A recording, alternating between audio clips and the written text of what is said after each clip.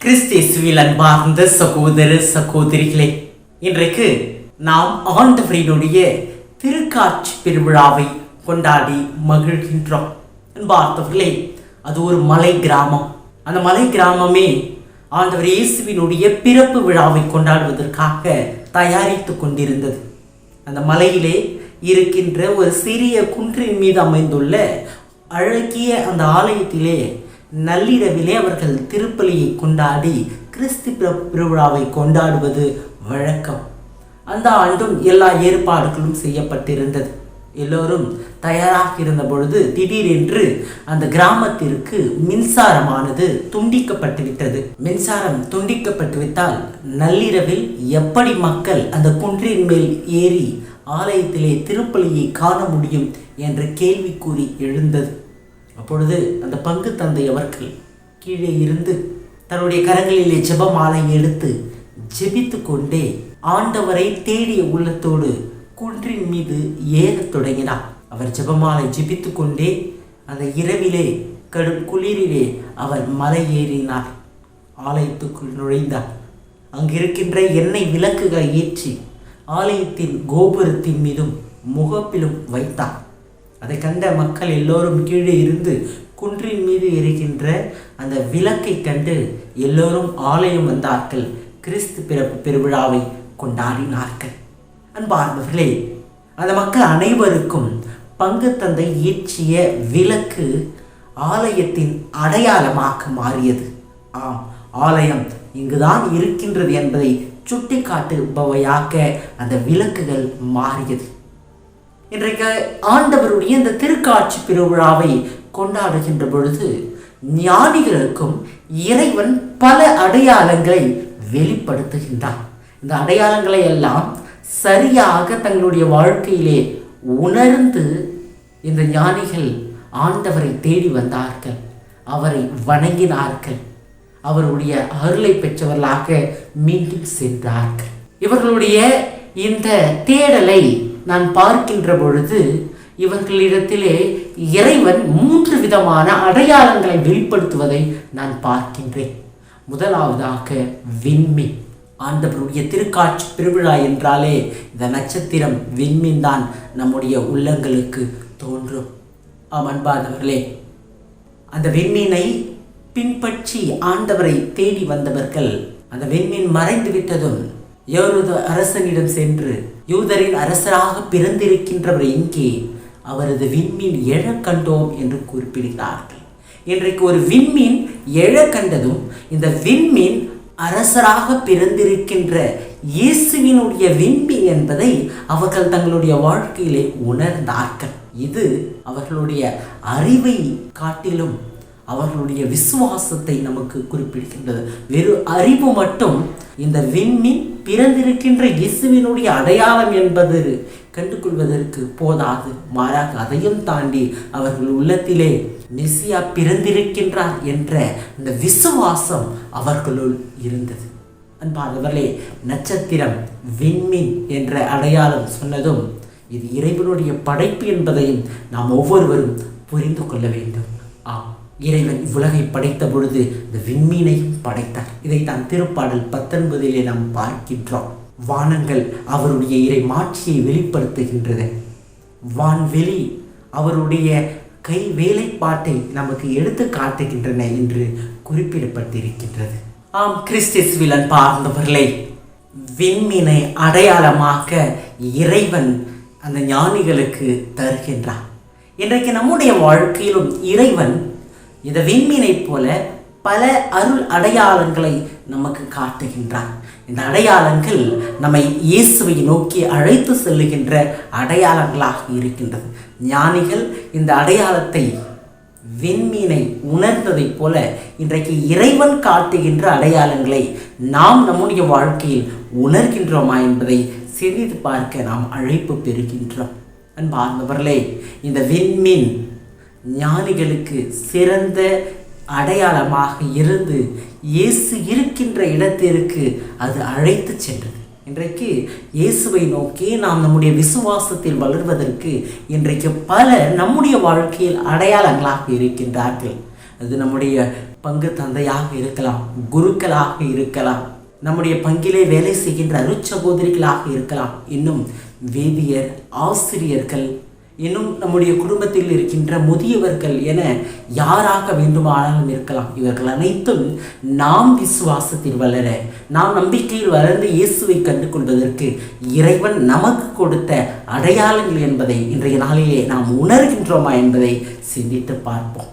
ஞானிகளுடைய இந்த தேடலிலே இரண்டாவதாக நாம் பார்க்கின்ற அடையாளம் காணிக்கைகள். ஞானிகள் இயேசுவை கண்டவுடனே பொன், தூபம், வெள்ளை போலம் எனும் காணிக்கைகளை இயேசுவுக்கு முன் அர்ப்பணமாக்குகிறார்கள். இந்த காணிக்கைகள் இயேசுவினுடைய அரசத்தன்மையை, இயேசுவினுடைய தூய்மையான தன்மையையும், இன்னும் இயேசுவினுடைய அந்த மனித தன்மையாக அவர் நமக்காக இந்த மண்ணுலகில் தன் உயிரை தரப்போகின்றார் என்பதையும் எடுத்து காட்டுபவதாக இருக்கின்றது. இவை அனைத்திற்கும் மேலாக அவர்கள் இந்த பிறந்திருக்கின்ற இயேசு பாலகனை வணங்கி ஆராதிக்கிறார்கள் என்பதை இந்த அடையாளங்கள் எடுத்து காட்டுகின்றது. அன்பார்ந்தவர்களே, சாமுவேல் முதல் புத்தகத்திலே 9வது அதிகாரத்தில் பார்க்கின்றோம். சவுலும் அவருடைய பணியாளரும் சாமுவேலை சந்திக்க செல்லுகின்ற பொழுது அவருக்கு காணிக்கை அன்பளிப்பை அவர்கள் எடுத்துச் செல்வதை பார்க்கின்றோம். இது சாமுவேல் இறைவனுடைய அடியார் என்பதை எடுத்து காட்டுகின்றது. அதே போல ஞானிகள் கொடுத்த இந்த காணிக்கைகள் தெய்வமாக இருந்த இயேசு இந்த உலகில் மனிதனாக அவதரித்திருக்கின்றார், அவர் நமக்காக அவதரித்திருக்கின்றார் என்பதை அவர்கள் முற்றிலும் உணர்ந்ததை நமக்கு எடுத்து எம்புகின்றது. அன்பார்ந்தவர்களே, இன்றைக்கு இந்த இயேசுவை நாம் வணங்கி ஆராதிக்கின்றோம் என்பதை எத்தகைய அடையாளங்களின் வழியாக நாம் வெளிப்படுத்துகின்றோம்? தன் உயிரையே தந்த இயேசுவுக்கு நாம் எதை தரப்போகின்றோம்?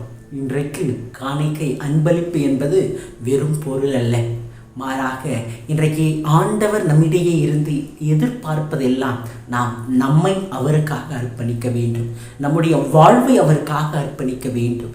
நாம் நம்முடைய கிறிஸ்தவ வாழ்வின் செயல்பாடுகளை, நம்முடைய வார்த்தைகளை, நம்முடைய எண்ணங்களை இந்த நாளிலே ஆண்டவருக்கு காணிக்கையாக அர்ப்பணிப்பதற்கு அழைப்பு பெறுகின்றோம். அது நாம் இந்த இயேசுவை முழுவதுமாக நம்முடைய வாழ்க்கையிலே ஏற்றுக்கொண்டதன் சிறந்த அடையாளமாக அமையும். மூன்றாவதாக, ஞானிகளுக்கு கனவின் வழியாக அவர்கள் எச்சரிக்கப்பட்டு வேறு வழியாக அவர்கள் தங்களுடைய நாடுகளுக்கு திரும்பி சென்றார்கள் என்று நாம் பார்க்கின்றோம். இங்கு கனவுதான் மூன்றாவது அடையாளமாக நான் குறிப்பிட விரும்புவது. இந்த கனவு ஞானிகளுக்கு தீமையை எடுத்து கூறுகின்றது. இந்த கனவு ஞானிகளுக்கு வாழ்வின் சரியான பாதையை எடுத்து காட்டுகின்ற அடையாளமாக இருக்கின்றது. அன்பார்ந்தவர்களே, கனவு என்பது விவிலியத்தில் ஒன்றும் புதிதல்ல.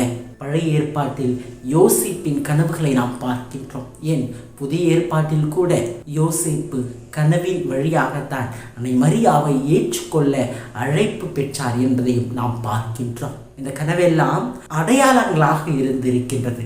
இன்றைக்கு ஞானிகளுடைய இந்த வாழ்க்கையில் ஏற்பட்ட இந்த கனவும் ஒரு அடையாளம்.